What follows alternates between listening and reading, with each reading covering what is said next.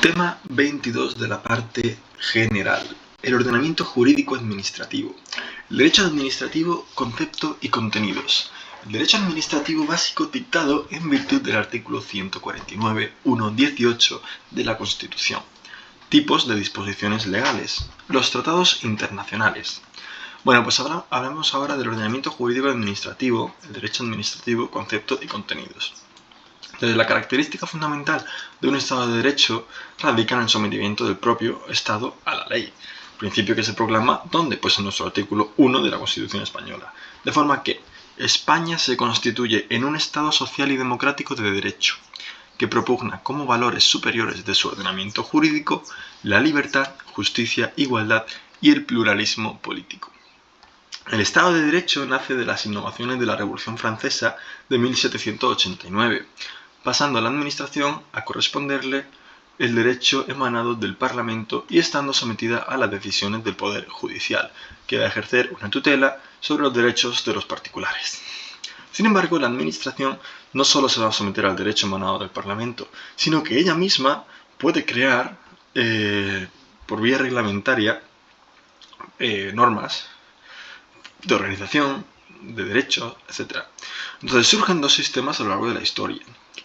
Por ejemplo, por un lado tenemos el sistema anglosajón, o sea, el sistema de rule of law, por el que impera la ley y la administración se somete al derecho civil y los tribunales ordinarios. Entonces, recordamos que Estados Unidos, los tribunales son los que crean derecho, hay muchos sistemas que difieren del nuestro. Pero el nuestro, que es el sistema continental o en régimen de derecho administrativo, es aquel por el que se somete a la administración a un derecho especial, que es el derecho administrativo, y a unos tribunales especiales. Bajo estas premisas, el señor García Trevijano define el derecho administrativo como un conjunto de normas y principios referibles a la administración, que tiene por objeto el estudio y regulación de la administración pública con todas las funciones que desarrolla y accesoriamente el estudio de las funciones administrativas de los demás poderes del Estado. Entonces, el derecho administrativo básico dictado en virtud del artículo 149.1.18 de la Constitución, que es el segundo punto. Bueno, pues lo primero de todo es esta previsión constitucional del artículo 149.1.18 de la Constitución, que establece que el Estado tiene competencia exclusiva sobre las bases del régimen jurídico de las administraciones públicas y del régimen estatutario de sus funcionarios que, en todo caso, garantizarán a los administrados un tratamiento común ante ellas. El procedimiento administrativo común, la legislación sobre expropiación forzosa, la legislación básica de contratos y concesiones administrativas, así como el sistema de responsabilidad de todas las administraciones públicas.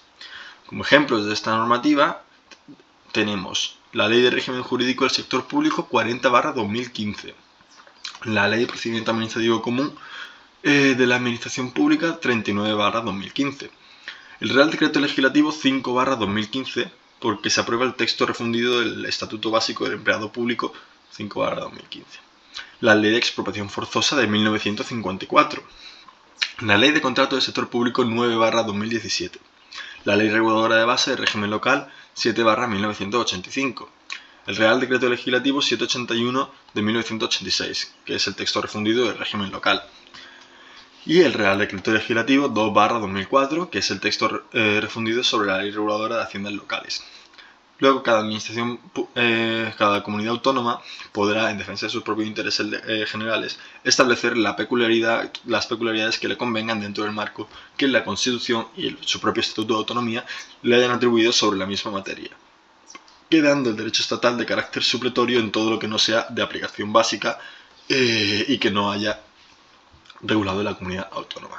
Entonces, la Ley de Régimen Jurídico de Administraciones Públicas y Procedimiento Administrativo Común son estas dos grandes leyes de 2015 que van a regular los pilares básicos de la administración. Bueno, pues empezamos hablando de su preludio, ¿no? de las previas, y es que tenemos la Ley 30 del 92, que fue derogada, que empezó regulando las bases del régimen jurídico de las administraciones públicas y el procedimiento administrativo común. Entonces, sentó las bases del régimen jurídico de las administraciones públicas, entendiendo en este ámbito el conjunto de principios básicos que garanticen la vigencia de criterios comunes para todas las administraciones públicas y cumplen con el principio de igualdad consagrado en el artículo 14 de la Constitución, De esta forma, los principios básicos son intocables por parte de las comunidades autónomas, pero a partir de ellos pueden regular lo que le convenga dentro de sus competencias atribuidas. Entonces, eso respecto a la base del régimen jurídico de la administración pública. Luego, respecto al procedimiento administrativo común, consiste en el régimen de producción de los actos, es decir, el sistema por el que se va a seguir para producir la voluntad, para expresar la voluntad, formar la voluntad de la administración. Esto es la forma de elaboración, requisitos para su validez y eficacia, modos de revisión, medios de ejecución y garantías atribuidas a los administrados. Luego, la competencia básica de este sentido la tiene el Estado de forma exclusiva, pero no podrá atender a los procedimientos especiales, ya que escapa la concepción estricta de esta atribución. Entonces, en nuestro ordenamiento no hay solo un procedimiento común, ya que, como hemos visto, variará el procedimiento en función del caso, encontrando el común, procedimiento administrativo común, luego la expropiación forzosa, la legislación básica de contratos y concesiones administrativas o el sistema de responsabilidad de las administraciones públicas. Entonces, hablamos ya de las leyes básicas, de los pilares básicos de la administración actuales, que son la Ley 39 y 40 de 2015. Entonces, como hemos dicho, la del 92 se diseccionó en 2015 en dos ejes fundamentales, uno ad extra y otro ad intra. Entonces, para ello se promulgan dos leyes siamesas. La Ley de Procedimiento Administrativo Común de las Administraciones Públicas 39/2015, que será ad extra, ya que se centrará en la relación con los administrados en el ámbito externo, y la Ley de Régimen Jurídico del Sector Público 40/2015, que será ad intra, ya que se centrará en la organización de las administraciones públicas por dentro. Entonces, la Ley de Procedimiento Administrativo Común del 39/2015 constituye el primero de los dos ejes, al establecer una regulación completa y sistemática de las relaciones ad extra entre administración pública y administrados, así como el ejercicio de potestad reglamentaria e iniciativa legislativa. Y la Ley de Régimen Jurídico del Sector Público 40/2015 es la legislación básica en régimen jurídico administrativo para todas las administraciones públicas y especifica el funcionamiento de la Administración General del Estado, conteniendo también una regulación sistemática de las relaciones internas entre las organizaciones. De ahí deviene el carácter ad intra. Entonces, ¿cómo se estructura la Ley 39/2015? Bueno, pues su contenido se estructura en 133 artículos, divididos en el título preliminar, disposiciones generales, título primero, de los interesados en el procedimiento, título segundo, de la actividad de las administraciones públicas, título tercero, de los actos administrativos, título cuarto, de las disposiciones sobre el procedimiento administrativo común, título quinto, de la revisión de los actos en vía administrativa, título sexto, de la iniciativa legislativa y potestad para dictar reglamentos. Entonces, como vemos, todos estos títulos tienen incidencia en el ámbito externo, en el ámbito de los interesados, por eso su carácter ad extra. Luego, también cabe decir o destacar el principio de sujeción al procedimiento, que es el principio general del sometimiento de la actuación administrativa, consecuencia del principio de sometimiento de la administración a la ley y al derecho. Entonces, la LPACAB, la Ley de Procedimiento Administrativo Común de la Administración Pública 39/2015, castiga con la nulidad del acto, en el artículo 47, los actos dictados prescindiendo total y absolutamente del procedimiento. Respecto a la entrada en vigor, bueno, la LPACAB entró en vigor al año de su publicación en el BOE, se publicó el 2 de octubre, o sea, se publicó en 2015 y entró en vigor en 2016, el 2 de octubre. Ahora bien, lo relacionado al registro electrónico entró en vigor a partir del 2021. Luego, respecto a la Ley 40/2015, su contenido se estructura en 158 artículos y sus títulos son mucho más breves. Tenemos el preliminar, con las disposiciones generales, principios de actuación y funcionamiento del sector público, la Administración General del Estado, en el título primero. En el título segundo encontramos la organización y funcionamiento del sector público institucional y en el título tercero las relaciones interadministrativas. Su entrada en vigor, igual que la LPACAB, fue el 2 de octubre de 2016. Luego, en el tercer punto, tenemos los tipos de disposiciones legales. Entonces tenemos las leyes orgánicas y las leyes ordinarias. Como en su momento se dijo, una de las innovaciones de la Constitución española fue la implantación de las leyes orgánicas, que versan sobre materias específicas y exigen la mayoría absoluta del Congreso para su aprobación, modificación o derogación. La principal cuestión fue la de su jerarquización, debatiéndose si merecían una categoría superior que las leyes ordinarias. Con el tiempo se ha admitido que ambos tipos de disposiciones son normas de idéntico rango legal, ya que la cuestión jerárquica no puede residir en el procedimiento de producción, sino que es consecuencia de la diferente calidad de los órganos que las producen. Por tanto, la diferencia es únicamente las materias que regulan el procedimiento que siguen. Todo esto se apoya en los siguientes pilares. Y es que la reserva constitucional de la ley ordinaria se refiere también a materias concretas, lo que pasa es que son de otro ámbito. El régimen de mayoría absoluta se exige también en otros preceptos de la Constitución, y no por ello tiene un rango superior.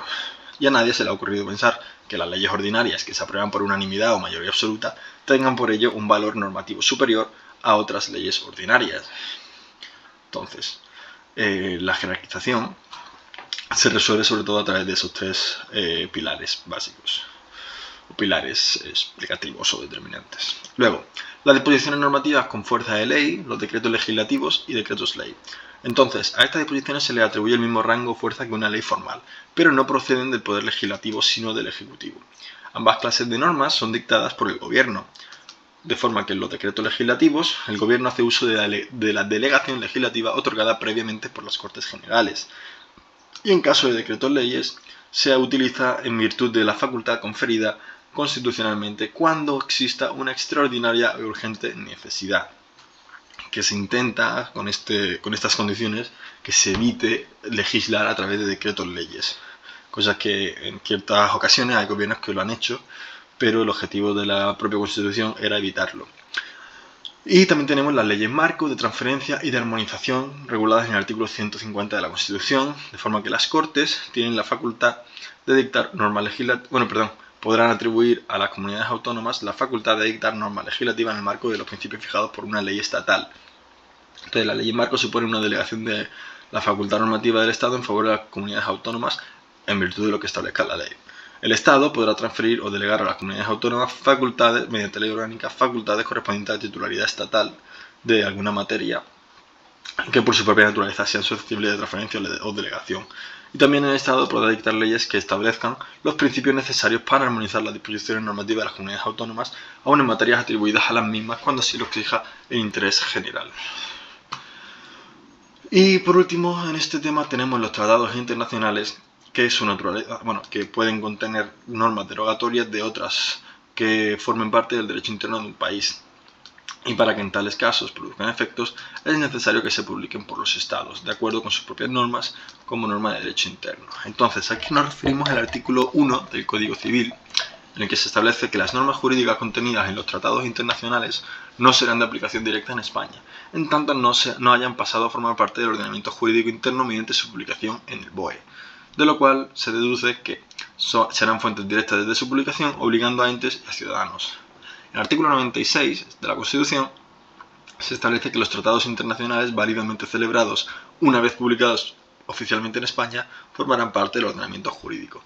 Ahora bien, cabe destacar que los tratados y normas internacionales dictados por la Unión Europea son de obligada e inmediata aplicación en los países miembros a partir de su publicación en el Diario Oficial de la Unión Europea, en el DOUE. En relación a la jerarquía, los tratados tienen un rango superior a las leyes internas, ya que en las leyes estatales no podrán contradecirlas, y si el tratado contuviera estipulaciones constitucionales, habría de revisarse la Constitución. Respecto a la intervención parlamentaria, el Parlamento deberá estar atento al ámbito tratadista internacional, ya que deberá transponer las normas de ordenamiento estatal para su efectiva adopción. Respecto a los tratados que precisan de una ley orgánica previa, tenemos que mediante ley orgánica se podrá autorizar la celebración de tratados por los que se atribuya a una organización o institución internacional el ejercicio de competencias constitucionales, tal y como dice el artículo 23 de la Constitución.